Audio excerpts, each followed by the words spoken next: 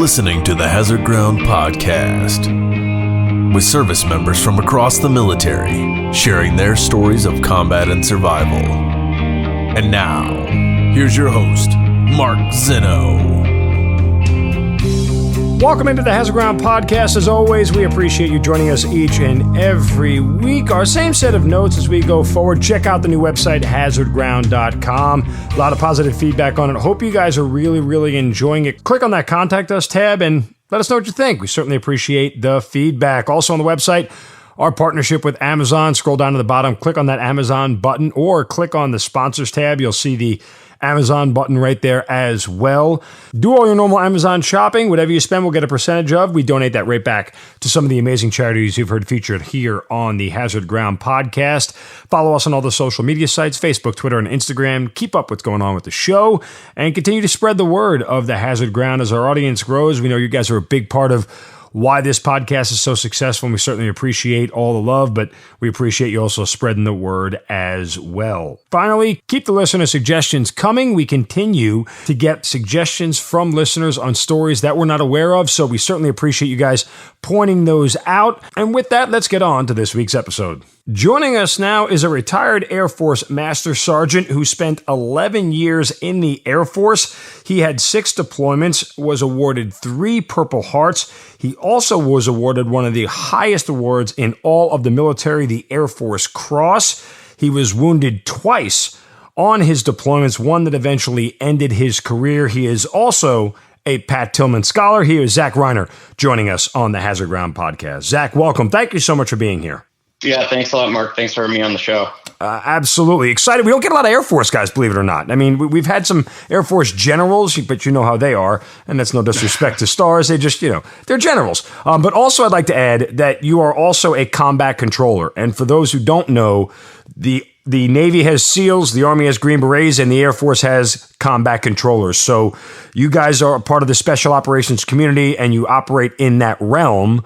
And you spent the better part of your career there, and obviously that was where you were awarded the Air Force Cross. But I want to actually, dive into what it takes to be a combat controller, because we haven't had a lot of Air Force guys on.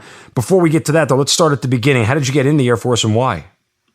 Yeah, so I kind of had this childhood dream of growing up and being in the military. My grandfather served in World War II, and I had an uncle that I was fairly close to that served in Vietnam. So it was kind of a part of my history, not necessarily, in my immediate family, but a generation or two removed. And so I just always looked up to my grandfather. He would tell us stories about serving in the South Pacific during World War II, and it was just something that I knew from a very young age that was what I was going to do.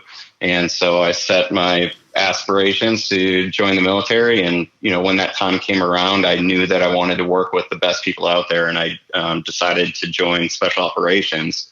I didn't know exactly in what capacity that was going to be.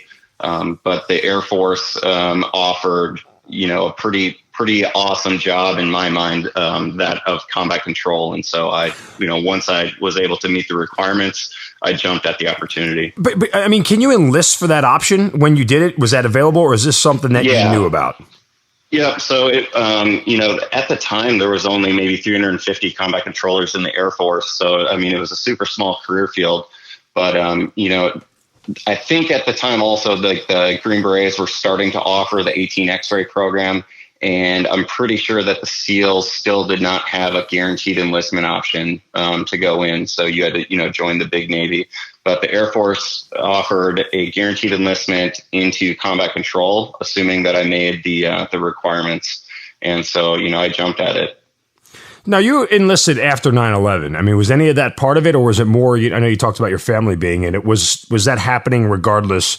Because 9/11 happened while you were still a young kid.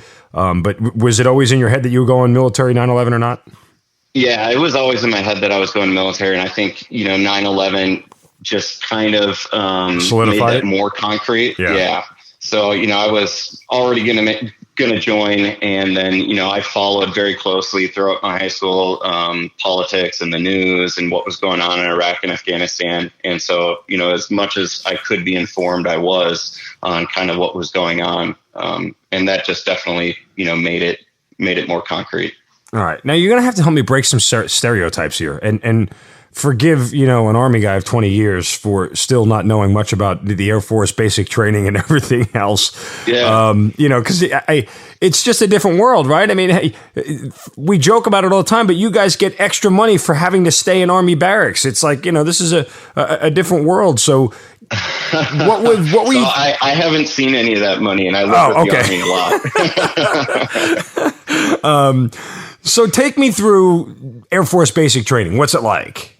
Yeah, so it was 6 weeks. That's it? I think now they've changed it, but yeah, at the time I believe it was 6 weeks. It was your standard marching around, folding your shirts real nice type of thing. So definitely wasn't challenging in my mind. Certain parts were, but it wasn't the field experience that you get in the Army or in the Marine Corps by any means. And that's weird because it seems counterintuitive. They're going to set you up to be this special operations guy, and they're not pushing you to the limit physically in any size, way, shape, or form. So I think they recognize that shortfall, and since then they actually have specialized BMT units, basic military training units, where they take the guys that are going into the battlefield airman jobs, and they start them from day one in the Air Force on a different kind of path. Gotcha. Okay. So you finish basic with probably no issues and everything else. And how quickly do you start your combat controller training? Yeah, so it starts right after basic. Okay. You go down and you do a brief. It's a selection and orientation course, just to kind of weed out the guys who don't want to be there, that maybe just, weren't well educated on what they were getting into. So you make it through that, and then you start the combat control pipeline. And that whole process is about 2.5 years start to finish. Really? Yeah. All right. So when you start the actual training itself, I mean, I know what Green Berets go through. I know what SEALs go through. Is there like a hell week? Is there like a, indoctrination? Yeah, so, go ahead. Yeah, absolutely. So that doesn't come on until you're about a year into the program, because you have to go through a bunch of other schools to the lead up. So the selection and orientation is definitely, a kick in the nuts a little bit, but the hardest parts kind of come later on for combat control. Pararescue has INDOC, and they kind of get the water piece right up front in the beginning of their training. And with combat control, it's a lot of introduction to things, like leading up to where you're going to meet those same graduation standards that PJs and SEALs and Green Berets are going to have to face, like whether it's in the water or running or whatever. But with combat control, you have to go through some pretty hard academic stuff. And by design, they have to pick the people that can academically do the career, because it is kind of difficult. You have to go through air traffic control school, the same air traffic control school that the Air Force sends all of their future controllers. And then, you go to airborne school, you go to survival school, and then you go to combat control school, where you're putting kind of all those things to the test in the field, where you're landing airplanes in the dirt and jumping out of airplanes, setting up runways, and things of that nature. And within combat control school, you have like a stress inoculation week. So it's like 96 hours of no sleep or very, very little sleep, under field conditions, in the hot North Carolina sun. So that's a good time. Sounds like it. Let me ask you, what's the difference between a combat controller and a pararescueman jumper? You mentioned the word PJ before. We've actually had a couple of PJs on. I know what they do, but I'm just not sure what a combat controller does that's so much different.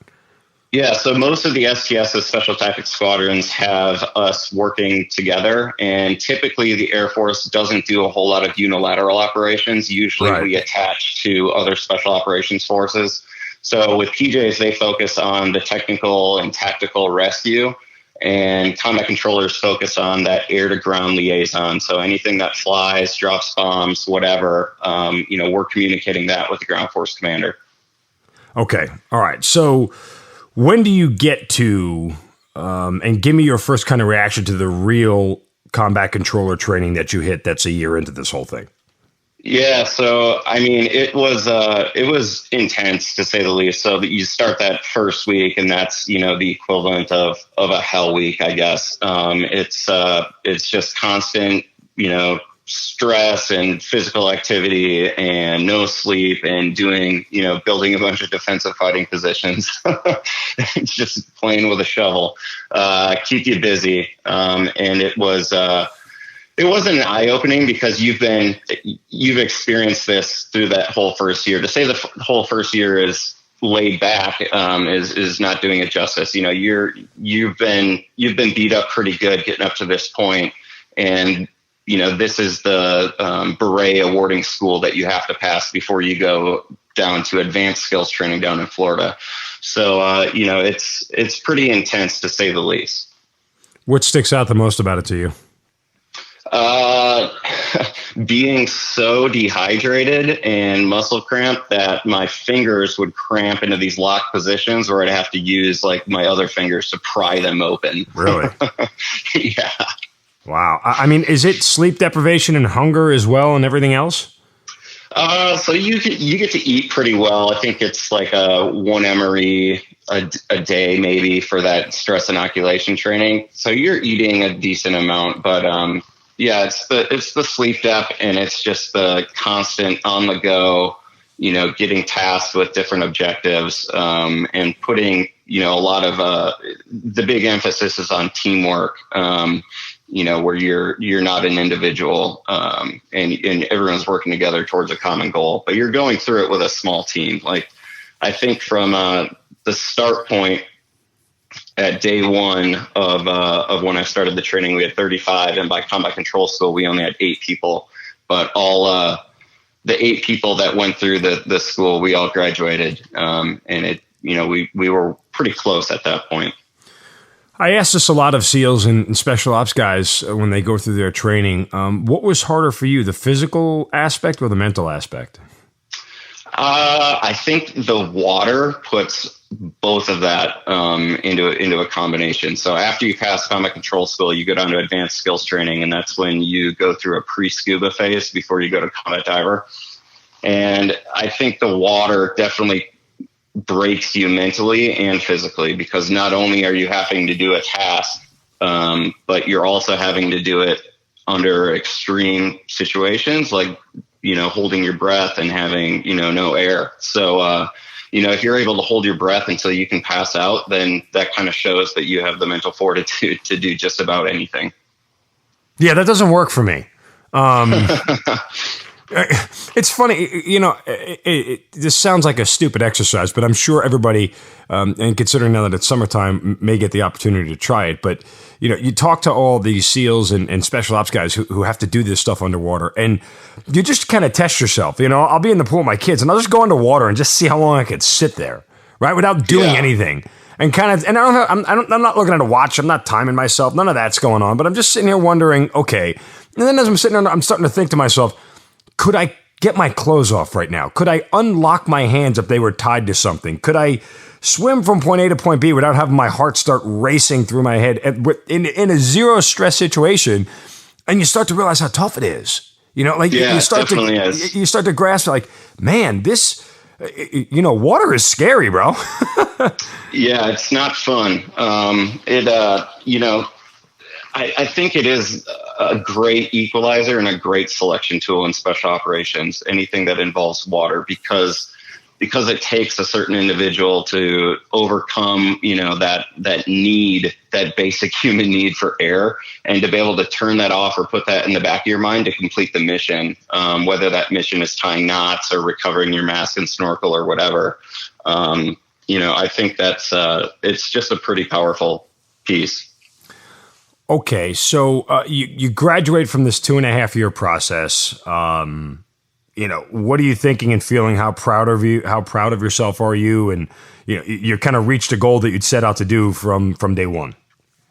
Yeah, so I mean, I'm definitely proud of my accomplishments at that point, but there's still a long ways to go. So once you show up on team, at the time there's not a whole lot of need for airfield operations in Afghanistan. So the push is then to get your JTAC rating.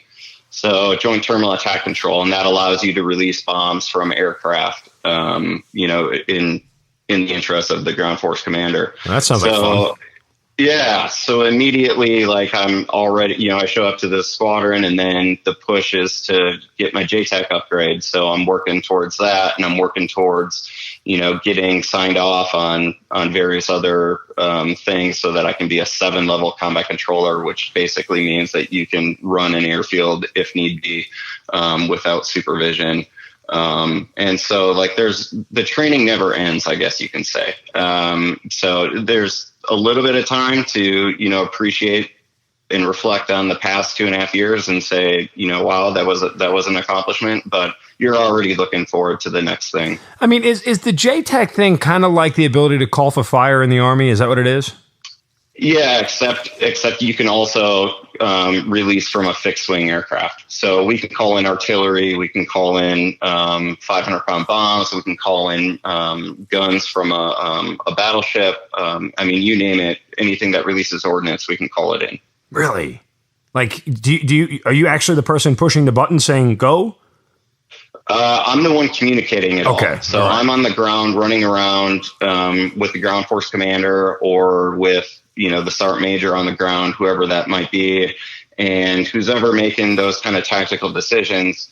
And, when we decide that the fire that we're taking is not something that we can neutralize organically, then we will use other means like a 500-pound bomb or a 2,000-pound bomb, Hellfire missile, whatever. Give me the call to response time kind of deal. You're sitting there with the sergeant major and the commander, and they have these guys at this point on this hill, whatever it is in Afghanistan, and they see that the enemy is too much, and they say, we need air support now.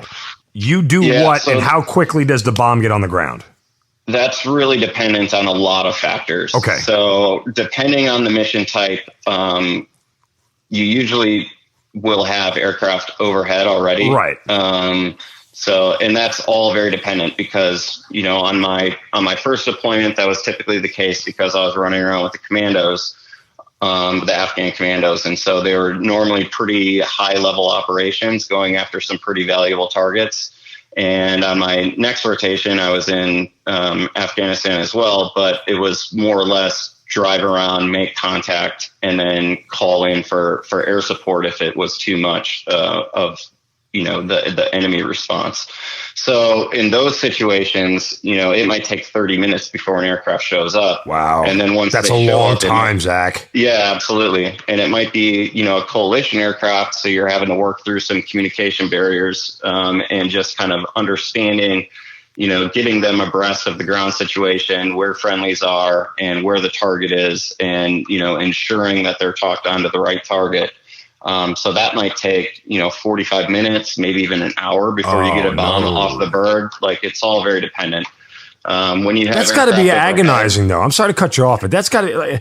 I mean, we talked to so many guys who have been in combat, and and you ask them how long did it last, and they say it felt like 5 hours, but I think it was only like 25 minutes. Because everything is so hectic, it feels like it goes on and on and on. 30 minutes in combat is a long time to keep yourself alive when you are on the wrong side of a numbers game.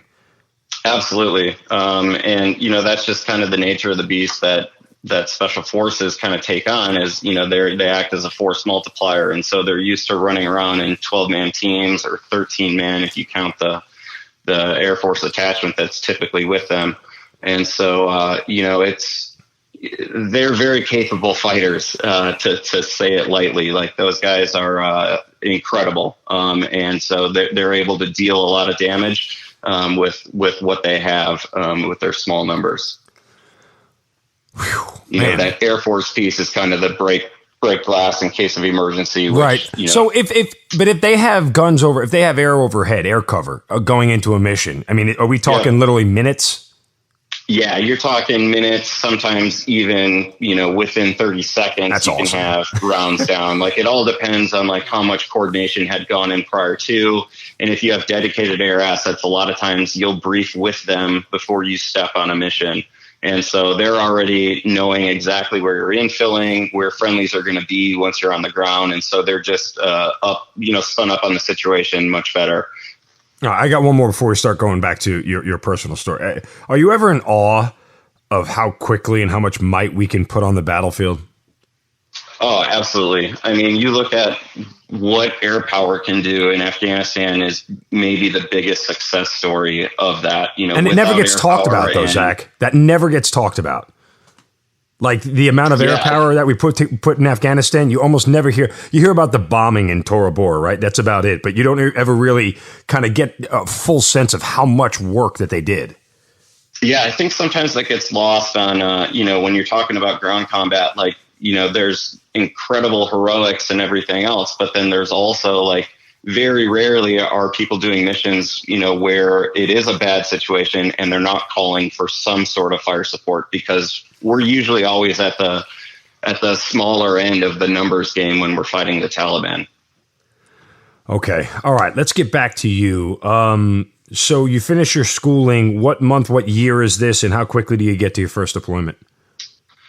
So that would have been like January 2007 that I showed up at the 21st Special Tactics Squadron at Pope Air Force Base at the time. And by January 2008, I was pushing out the door for my first rotation to Afghanistan. All right. And on that first rotation of your 11 deployments. Oh, by the way, are these typically the shorter Air Force deployments, 4 to 6 months and you're done? Or is it more of the spec ops, 7-8 month rotation and you're out? So it depends. So with my first unit, the 21st STS, they were typically a 6-month rotation. Okay. All right. And I was just curious, based off of the amount of how you got 11 in a fairly short amount of time. And obviously I knew they weren't year-long deployments, otherwise you would have never been home.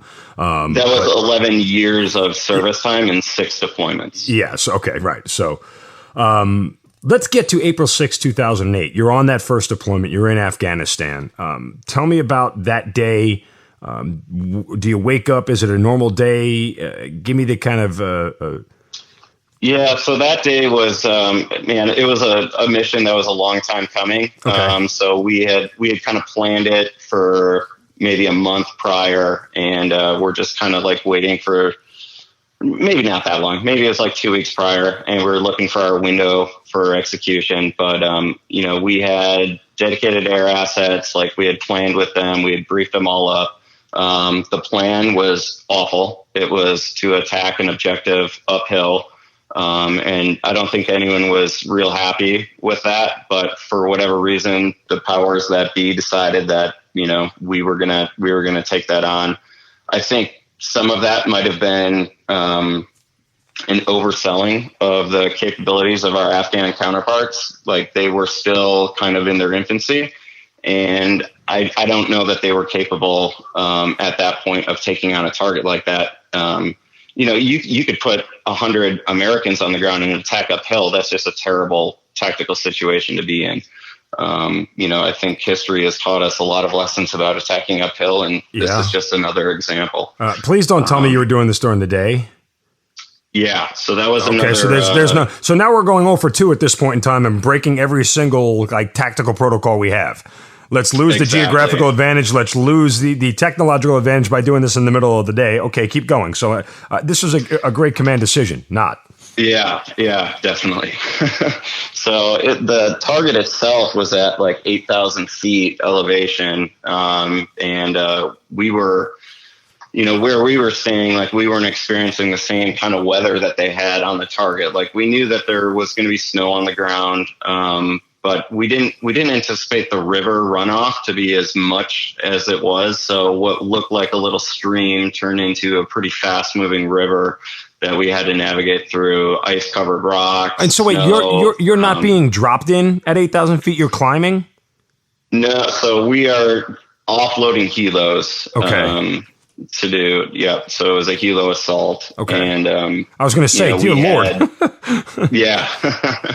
But, they put us right in the bottom of the valley, and we had to, climb maybe 150 feet to get to maybe 200 feet to get to the top of where the actual objective was.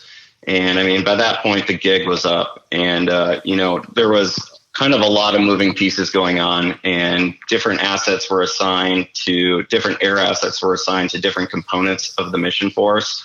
So there was another target that was maybe a kilometer to the north. And the plan was that that team was going to have the 64s, the H-64 attack helicopters assigned to them because they were going in with very few numbers. And we would have the fast movers overhead initially.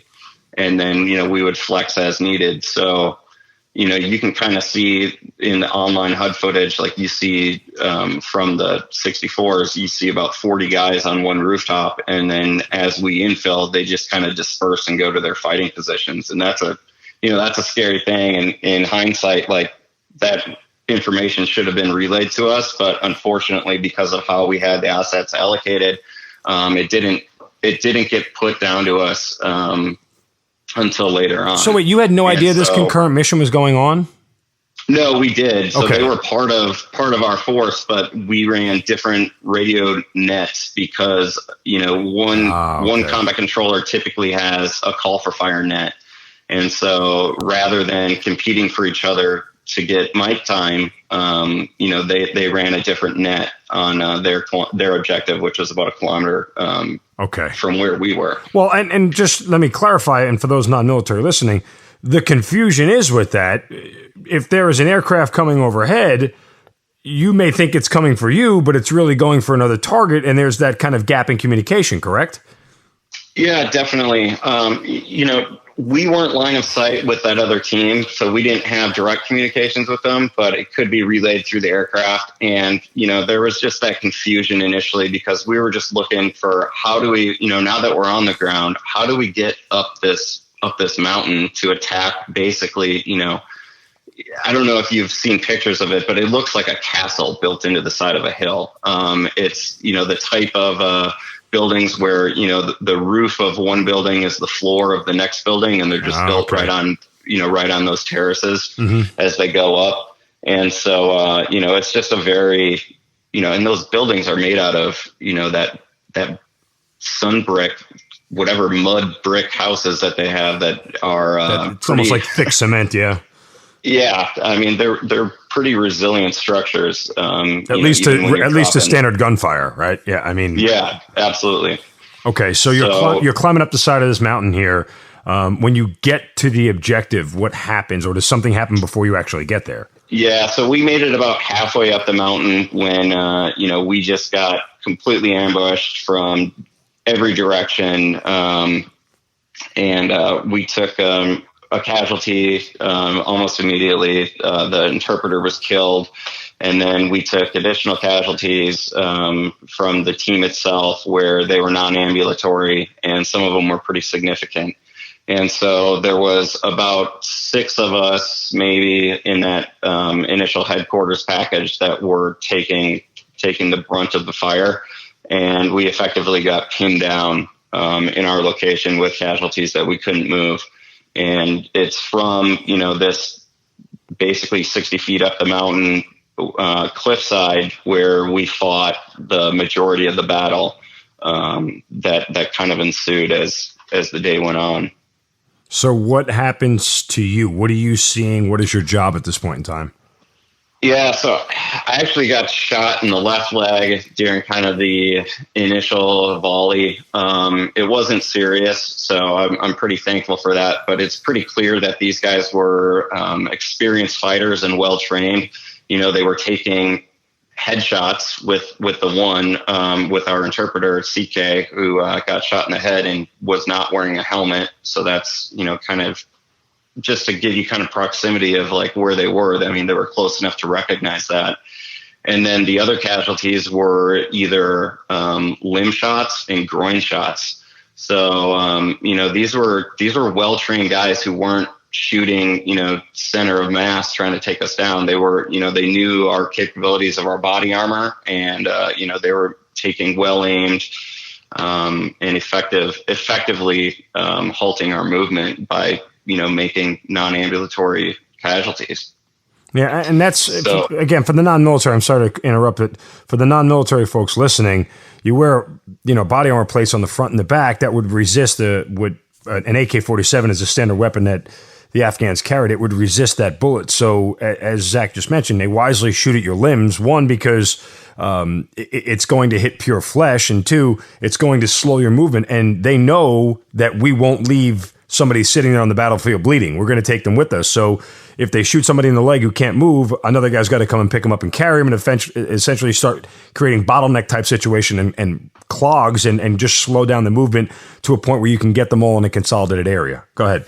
Yep, absolutely. And so, with some of the other gunfights that I've been in, you don't see that level of precision that I saw on that mission, which just kind of leads me to believe that these were well trained, and the guy that we were targeting had a response, a very capable fighting force that he was in charge of.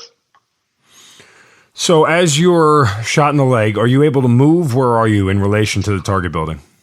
Yeah, so in relation to the target building, we are still probably 40 to 50 feet below it on the side of a cliff. And like I said, we had taken a number of casualties, and so we weren't able to go anywhere at that point, and we were effectively pinned down. And when I mean effectively, I mean rounds were still coming in as we were face flat on the ground. You popped up ahead, and it probably would have gotten shot. So we found what little bit of cover we could and kind of rode this thing out. We were returning fire and calling in airstrikes at this point. So, but how can you see? How can you know? Explain to me how you know where to call in the fire. Are you just sending a grid coordinate and that's it, and the aircrafts can see the building, or how precise are we talking about here? So basically, how we're controlling this is I'm able to see where some targets are at, and so I'm able to relay those locations to the aircraft. And other times the aircraft is seeing fighters and they're relaying that information to me.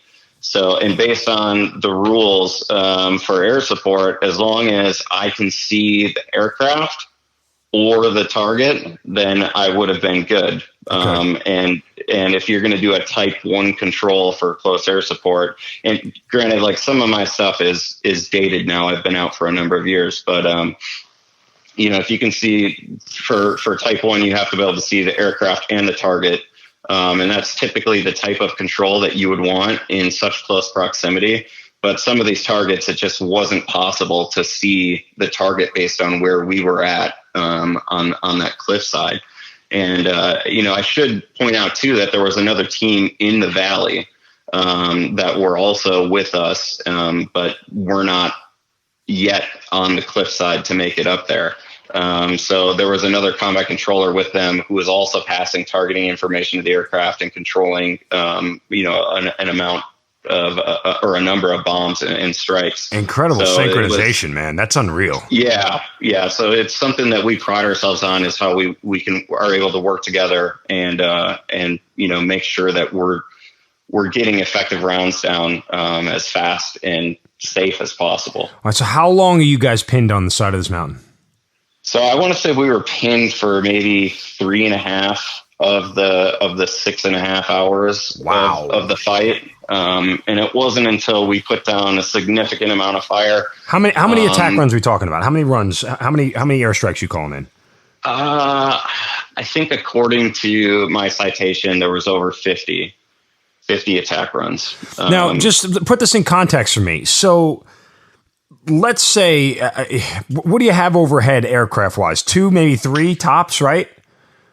So we had a good amount. We had, I want to say at any given time, we had at a minimum 2 AH-64s, 2 F-15s, and a Pred that was overhead. Okay, so the only reason I'm asking this, and I'm sorry to cut you off again, but I just want to kind of go through this chronologically before you give away too much so that the audience can understand.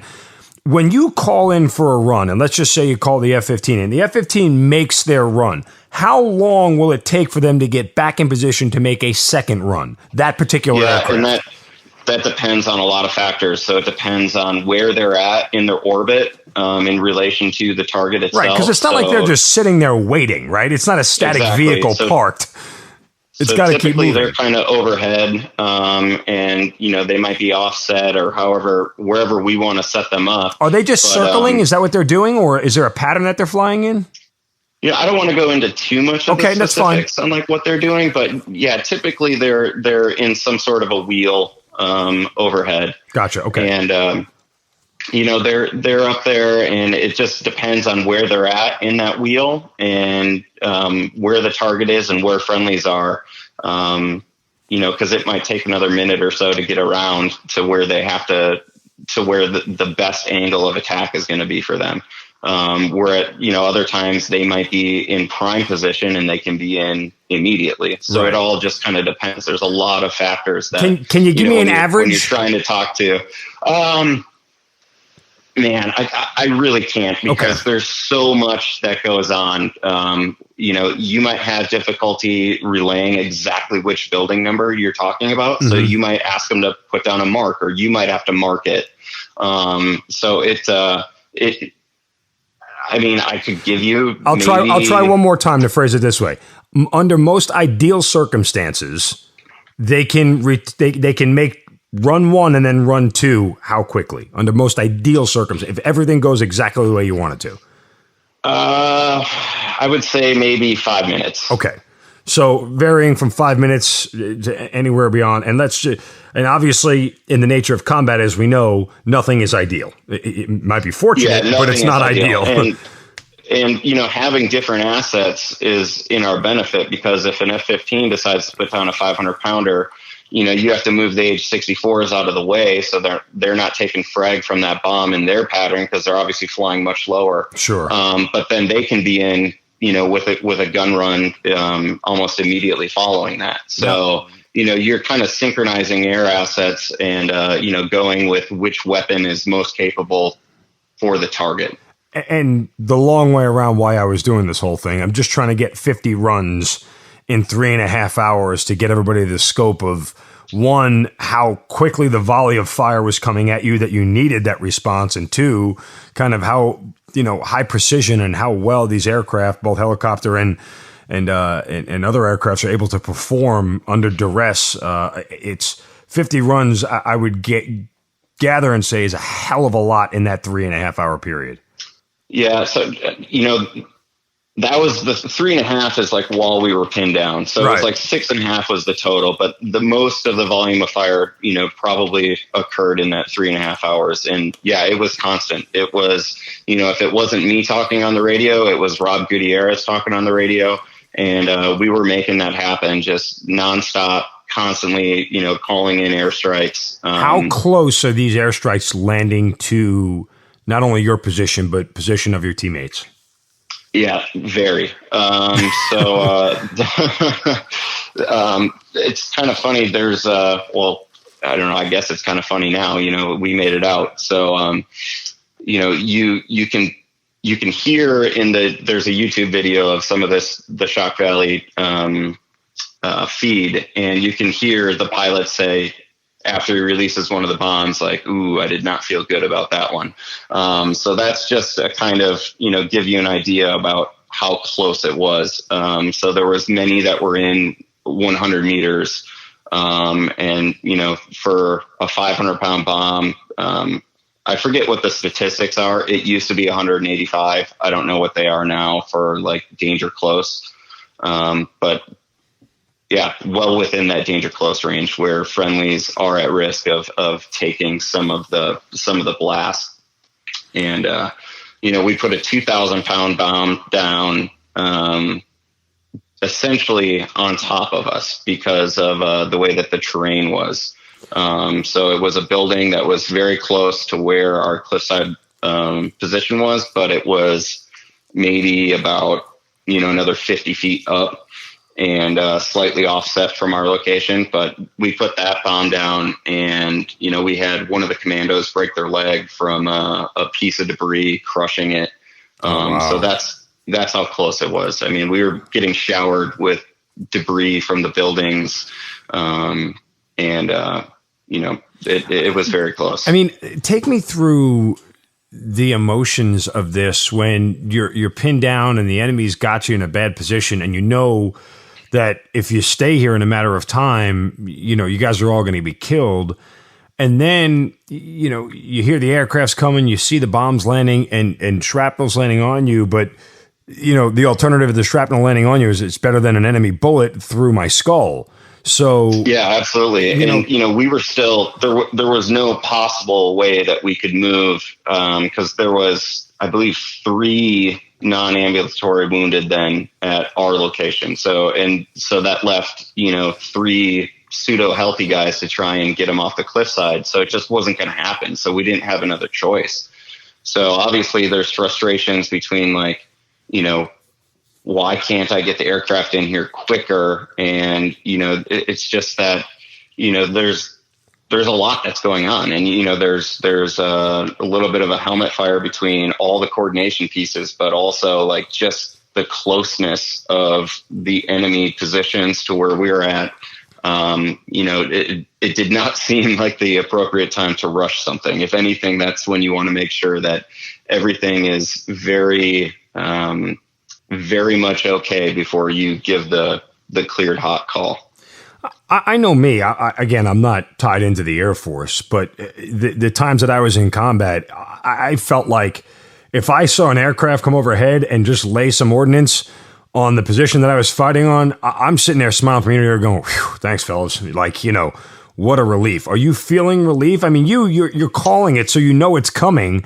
So I don't know if it's different for you, but I can imagine the other Army, Special Forces counterparts were ecstatic to the fact that you guys were there. So, yeah, I think so. I mean, definitely after the fact. I think during the fact, it's, hey, we need to get this fire to stop because we had put down a significant amount of ordnance and we were still getting shot effectively. And so there was absolutely some frustration between how do we, get the rest of these targets taken out before we all end up dead here in this position. So, they can never, the bombs can never come fast enough in times like that. Did you think you were going to die? Were you really scared? I honestly, and I honestly didn't think about it much. There was so much going on with coordination stuff that it was kind of like my own security blanket where it was kind of surreal that we were getting shot at so effectively because, there was nothing that I could do about the getting shot at immediately. It was, I have to go through another asset to get them to drop a bomb to make that fire stop. And so I was so engaged with that kind of stuff that I honestly didn't really think about the graveness of the situation until later. Did you ever think about, ow, my leg hurts because there's a bullet in it? So I didn't even know that I had been shot until after we had gotten off of that. Oh, really? That cliffside. Yeah, we came down the cliffside. I had done a mag exchange in the middle of all this, and I saw, I was like, oh, that looks weird. That's not going to go in my gun. So I put it in my drop pouch, and then I get down the mountain, and one of the guys pointed out, he's like, hey, you got a hole in your pants. I think you're shot. You're bleeding. I'm like, oh yeah, sure enough. Wow. So adrenaline's a great thing, isn't it? Yeah, it is a great thing. But that magazine, I ended up pulling it out and taking a look at it, and I had taken a round right through the magazine. So it's just one of those crazy things that fortunate to have the gear that we have. Did you save the magazine? Keep the bullets away. I do. Yeah, I have. You still got it? That's awesome. Yeah. Where is it? It's hanging up in my I Love Me war room. So how ultimately do you get off the side of the mountain? I mean, is it get to a point where the air superiority overpowers the enemy and you're able to just walk down? Yeah, that's exactly kind of what happened. So after we put down that 2,000-pound bomb, there was kind of a lull in the fighting, and we took advantage of that. And some of the guys that were in the valley were able to make it up to our position, and we were able to start moving the wounded guys off the cliffside. And that took a while to get all the guys off of there. And it was, it was intense, trying to, move guys that can't walk, and, one's essentially missing a limb. He took a round below the knee and ended up securing his mangled appendage with his bootstraps, just tied it onto his thigh. And was able to use his rifle as a crutch and kind of make it down the mountain. I mean, it's just, yes, if you get a chance, you should read up on all the Silver Star citations, because there was a lot of them, and just absolute heroics from the team. For your efforts, you end up being awarded the Air Force Cross, as we talked about. Tell me about when you find out that this is happening. I think I know I was out at doing a training mission, and yeah, I didn't really know that I had been submitted for an award, and my commander told me, and yeah, that's just kind of how it went down. But I mean, are you shocked? Are you surprised? Are you happy? Like, what are you thinking and feeling? So at the time, there was no living recipient for the Air Force Cross. And so, yeah, I mean, I was incredibly shocked, humbled, and, I definitely didn't feel like I deserved it. It was, I think, just the product of being in a bad place and being able to perform my job, that earned it. What was the ceremony like? So it was pretty big. They had it at Pope. It was in this big open hangar. They had the Secretary of the Air Force and the Chief of Staff of the Air Force there, and teammates, and some of the members of the team, the Special Forces team came, and it was a good event. When were you awarded the Air Force Cross? That was 2009, I believe. Okay. I mean, I just didn't know how quickly it came after your actual. Yeah, in terms of medals, it actually happened fairly quickly. That's what I thought. Some of those can take a very long time. Okay. And the only other reason I asked that is because obviously that was your first deployment. You had a whole bunch more after the fact, and you're walking around, wearing this extremely prestigious high honor of the Air Force. I don't know how to phrase this question without making it sound pompous, but I mean, did people know of your story? Did other folks know about it? I mean, when you went on to other deployments, are they like, "Oh, you're the Air Force Cross guy"? Yeah, and a lot of times that was done in a joking manner, and it was great. Being in a community like SOF, like there's tons of Valor Awards. Yes. So people are going to make light of it, and it was fine with me. But I think they hung up my picture in the bathroom with like a one of those pee targets on it that you hit in the urinal. That's well done. So yeah, there's you're never able to really appreciate what you did, and the guys keep you humble for sure. To call your career cyclical would be an understatement. That was your first deployment. Unfortunately, on your last deployment, you get wounded again, but this one ultimately ends your career. What happens? Yeah, so there was also that 2009 deployment where I was in an IED blast, but lost my team leader, Captain John Tinsley. So I'd just like to, no, absolutely. Thank John for his service. And where were you when that happened? So that was in Uruzgan province, southern Afghanistan. Okay. It was Firebase Cobra at the time, and they renamed it Tinsley. But yeah, bad spot. Mark Forster was actually killed there. Sean Meadows lost his legs there. And I can't tell you how many number of SF guys were killed and wounded out of that firebase. So just one of those fire bases that always found somehow had action no matter what was going on with the rest of the country. But so 2012 or 2013, it was March of 2013 was when I was on my last deployment, and I was with a different unit, doing some different stuff, but I was part of a vehicle interdiction force. And so we would go target guys as they made, their kind of daily business moves throughout the day, high level guys. And we were tracking this guy for a while, ended up finding out, developing kind of pattern of life and seeing like when he kind of did his business. And so we decided to target him. And during the flight to go interdict him, it ended up being 6 motorcycles and 2 guys on each motorcycle. So there was about 12 guys or 11 other guys that he was traveling with, the guy that we were targeting. So we ended up losing track of them in the chaos of flying over there, and ended up flying right over the top of them. So they knew that they were being targeted.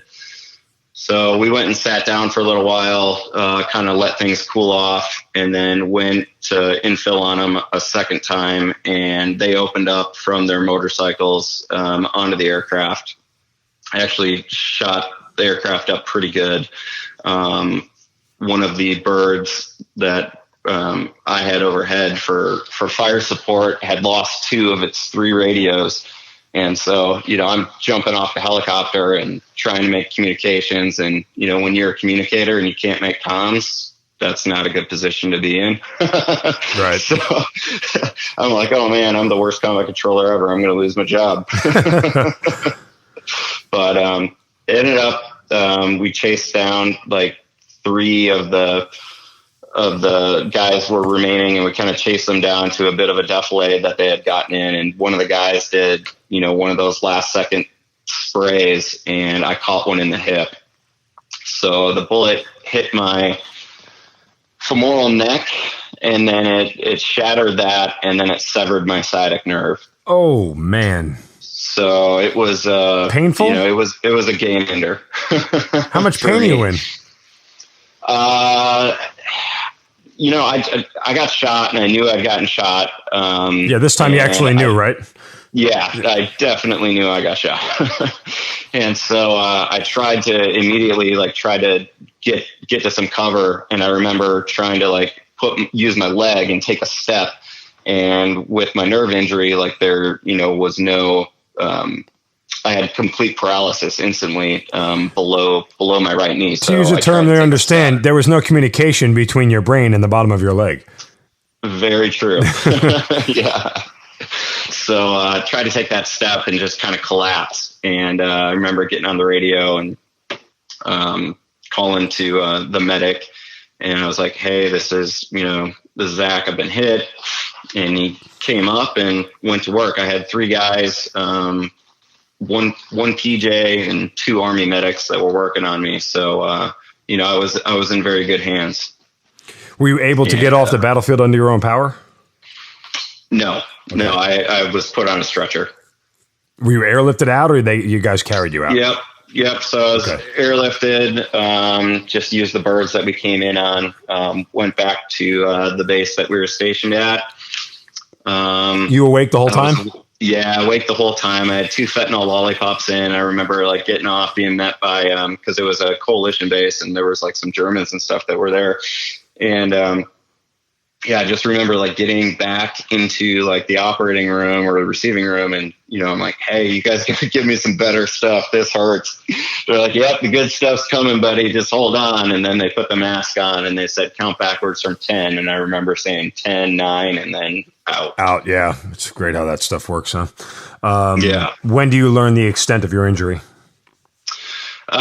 So they did a little bit of an exploratory surgery there, just to kind of see what was going on. They, mentioned, so I mean, to be honest, that whole first week it was almost a week that I was still in country before I medevac to Afghanistan, and it's very, very blurry for me. So, when I ended up getting to Landstuhl, Germany, that's kind of where they had said something about, the nerve damage, but I mean, I was on a lot of drugs, and it definitely didn't set in how significant this was until I got to Walter Reed, and there they did a cadaver nerve graft. So there's actually 3 of us at the same time. We were all part of a case study.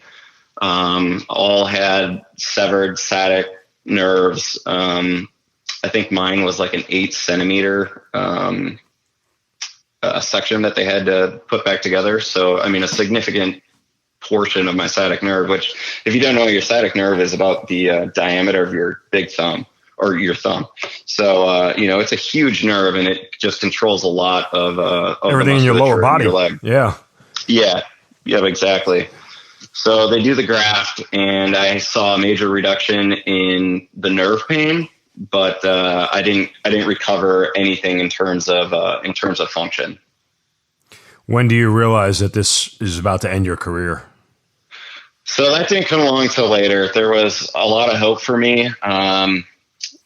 I spent the next year in a wheelchair because my femoral neck wouldn't heal. Like, I had a non-union fracture, and it just took a very long time for that thing to heal. And I didn't want to go down the road of a hip replacement, with the advice of the med community about, if you're young, you're active, if you get one now, you're going to need multiple in your lifetime. Right. And so, I waited it out for it to heal. Eventually it did.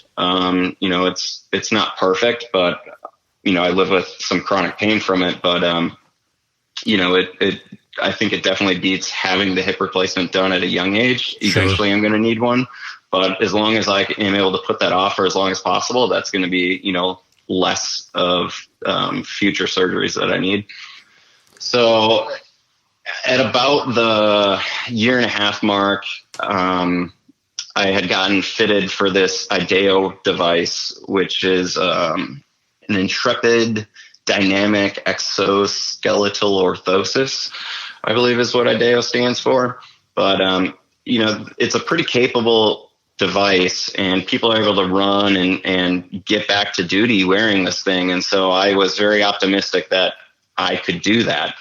And unfortunately, just with the nerve injury that I had, it was too significant. Like, I still can't run because, not only did my sciatic nerve get severed, but I also had some gluteal nerves get messed up from the gun shop. And so, I can't run. And it was at about the, 2-year mark where the med board procedure kind of started. And then the next 6 months, were spent going through the med board for medical retirement. Were you angry when they medically retired you? At first I kind of was, but I wasn't going to be happy unless I was doing the job that I signed up to do. I wouldn't have been happy as an instructor. I wanted to be on a team. That's the only thing I did for my entire career. And so once I kind of realized that, even if I were somehow be able to overcome like whatever challenges that I have, it's not going to be without limitations. Like, I'm always going to be wearing this device, and I was going to be a detriment to whatever team that I was on, rather than, being able to perform maximally for them. So at first I was angry. And then once I kind of accepted it, it was, what do I do now? And so then I spent over 2 years in intense rehab, and physical therapy was awesome. And so I was like, hey, I'm going to go do that. And so once I set myself on a new path with a new purpose, it helped me overcome like the anger that I initially had. I want to go back to real quick that deployment you talked about in 2009, and when you lost a bunch of guys and a bunch of guys sustained wounds and things of that nature, because we kind of glossed over that, but there's obviously some value in it. When you kind of encapsulate your entire career, what's harder to deal with, your own injuries or the loss of your fellow brothers? Definitely the loss. I'm able to wake up every morning. I'm able to live life. Those guys paid the ultimate sacrifice. There's something in the wounded community where, like, no matter how much you sacrifice, there's always someone else who's got it worse than you. And that's so true, except for the guys who are killed in combat. Like, they're gone forever. Like, my injuries relatively, yeah, they suck, but relative to what? The guy that walks around with, 4 amputations, like, he's got it a lot worse than I do. But when you lose someone, there's family and loved ones that are going to miss him. And, he's not able to wake up and drink a cup of coffee and do other things. What keeps you up at night about everything? I mean, Do you think more about those guys, or sometimes you get swallowed up by your own struggle? So for a long time, I was definitely swallowed up with my own struggle. Just right after the injury, and that was difficult for me. I went down a pretty dark road where, when I was in the wheelchair, I didn't see much purpose. And so I struggled with depression and suicidal ideology. So that was really tough for me. But I was able to overcome that. And I hope that any other veterans that go through that incredibly dark place in their life, that they're able to overcome those challenges as well. And I wish that I had like some magic words to tell them to make that go away. But I think everyone's got to deal with it in their own way. No, yeah, I agree. I mean, it's we've heard that story from several different people on the podcast, and whatever people's breaking point is, whatever their epiphany is, whatever their reconciliation point is different for everybody. And there's not one set thing that flips a switch and says, hey, you know what, this life is worth living. Because if there was, trust me, that secret would be out there very quickly. But that said, I mean,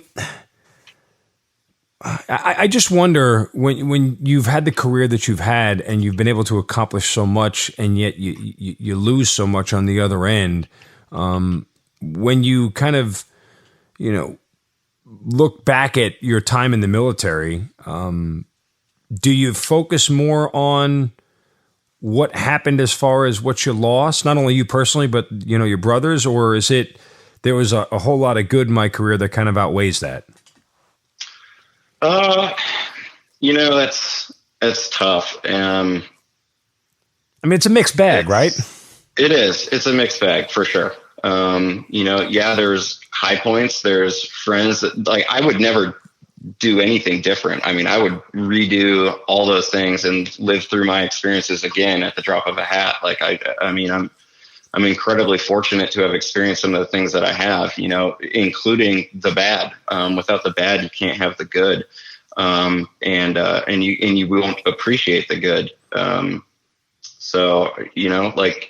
I feel sorry for the loss of those who've gone, but they were just like me. They volunteered. They loved what they did.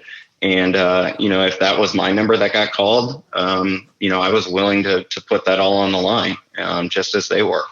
Where is your Air Force Cross right now? It's in the war room / I love me room. Do you ever have to take it out and wear it for speaking engagements or anything like that? No, I don't. It's on the wall with the rest of my military memorabilia, and it's in my study, and so I see it every day, but I don't generally take a lot of time to reflect on it. Why? Just because I've got other things that are going on now. I've got 2 kids. I just got accepted into Duke University's Doctor of Physical Therapy program. So I'm going to be starting that in August, and I just finished up school at University of North Carolina, Chapel Hill. So, I stay engaged with the task at hand. We would be remiss if we did not mention to everybody that you are also a Pat Tillman Scholar, one of several we've had here on the podcast. It was incredible. Without that foundation, there are VA programs, and there's the GI Bill, obviously, and that covers a lot in terms of tuition. But, most people that are non-traditional or older military people have families, and, that GI Bill doesn't take that into account. So there's a lot of additional expenses that you have, like childcare or paying for babysitters so you can study, or whatever that may be. So without the Pat Tillman Foundation and the incredible scholarship that they gave me, it would have made my education definitely more difficult to attain. Now, when you kind of go through your day with all the other things that you have going on, how much of your military life is still with you? A lot. I think if you talk to any amputee or, someone someone with a similar injury like mine, every day I have to put on that device. And so it's always with me. There's always that reminder. Every step that I take with my right leg is, it's painful. So there's a constant reminder of my military service and that injury. But, I try and focus on the good things. I was probably the worst high school student ever. So, without the military to show me how good I could be at something, I don't think I would have ever. I think that there's teachers of mine that would be that would have bet a lot of money against me ever becoming a doctor. Right. So, and the military gave me that. They were able to make me see what I was capable of. And so I'm thankful for it. Well, look, I don't know how to encapsulate what you've squeezed into 11 years of the military. It's a ton. And certainly, the Air Force Cross, to the outside world, it's the highlight. I know it's just another day in the life for you. But that said, obviously, along with being a Tillman Scholar, you've accomplished so much and certainly have left an indelible mark on those around you because of what you've done and the lives that you've helped to save. And I think that in and of itself, we probably didn't spend enough time on. There are guys who are still alive because of the work you did on the side of that mountain.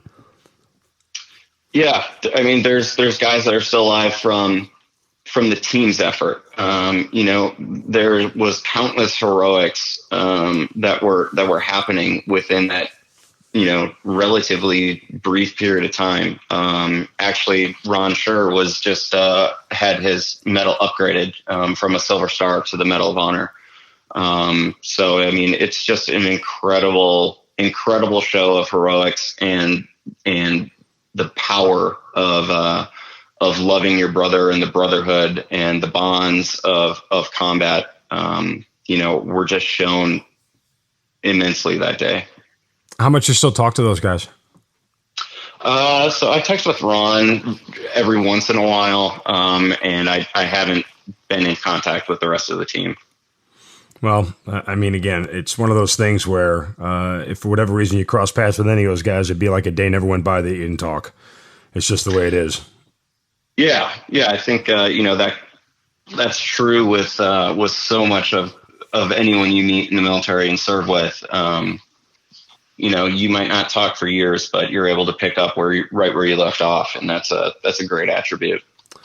Well, on that note, Zach, again, an amazing career. Congratulations on everything you've earned, and best of luck with everything going forward. And certainly we can't thank you enough for your honesty, your candor, and certainly sharing your story with us. Yeah, thank you. Thanks again for having me. It was great. Zach Rhyner, thanks for being part of the Hazard Ground. Thanks. You've been listening to the Hazard Ground Podcast, hosted by Mark Zeno and produced by Matt Pasquarella. If you have an interesting story to tell and you'd like to be on the show, send us an email at hazardgroundpodcast@gmail.com.